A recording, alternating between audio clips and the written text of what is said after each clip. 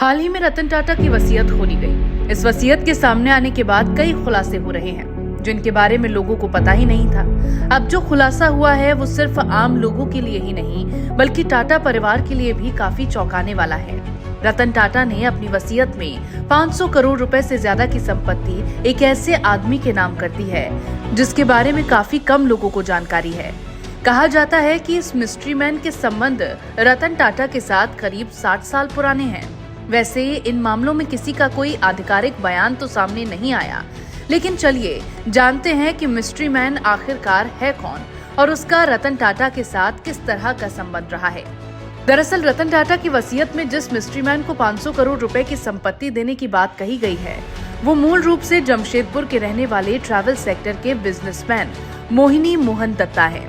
वसीयत को देखकर टाटा परिवार के लोग भी काफी स्तब्ध बताए जा रहे हैं।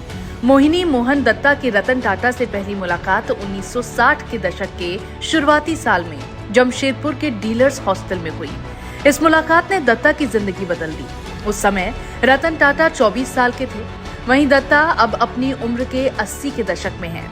दत्ता ने अपने करियर की शुरुआत ताज ग्रुप के साथ की और इसके बाद स्टालियन ट्रैवल एजेंसी के नाम से खुद का वेंचर लॉन्च किया, जिसका साल 2013 में ताज ग्रुप ऑफ होटल्स के पार्ट ताज सर्विसेज के साथ विलय हो गया।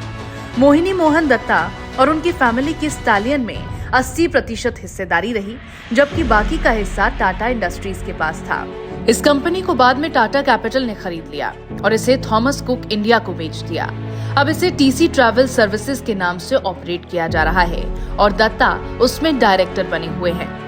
वहीं रतन टाटा की लाइफ को करीब से जानने वाले लोगों ने कहा है कि दत्ता लंबे समय से सहयोगी रहे हैं और परिवार के मेंबर्स सहित उनके करीबी लोग उन्हें जानते थे।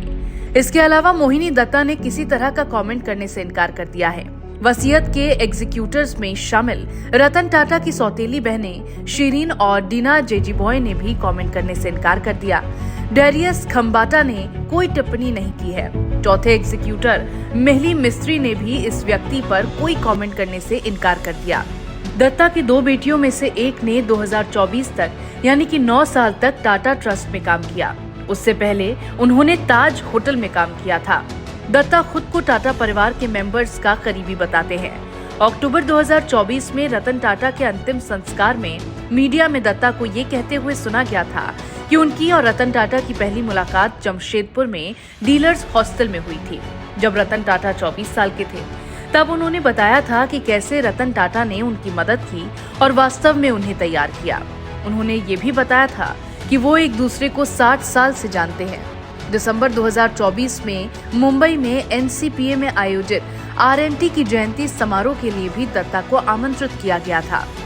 रतन टाटा की अधिकांश संपत्ति को धर्मार्थ कार्यों के लिए समर्पित किया गया है। समझा जा रहा है कि उनकी सौतेली बहनें जिन्हें बेनिफिशियरी नामित किया गया था, उन्होंने भी अपना हिस्सा दान में देने की इच्छा व्यक्त की है। इस रहस्य से पर्दा उठने के बाद टाटा सर्कल में काफी गहन चर्चा शुरू हो गई है।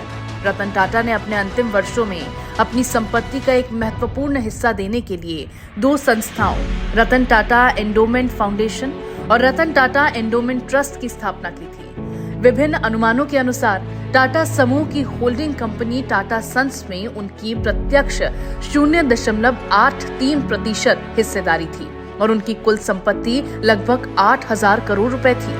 वहीं रतन टाटा की संपत्ति बताई गई संख्या से कई अधिक होने का अनुमान है। सामने आया है कि टाटा सन्स के शेयरों के अलावा रतन टाटा के पास लग्जरी कारों का एक बेड़ा भी था, जिसमें फेरारी और मासेराती, महंगी पेंटिंग, स्टार्टअप में शेयर और अन्य निवेश शामिल हैं।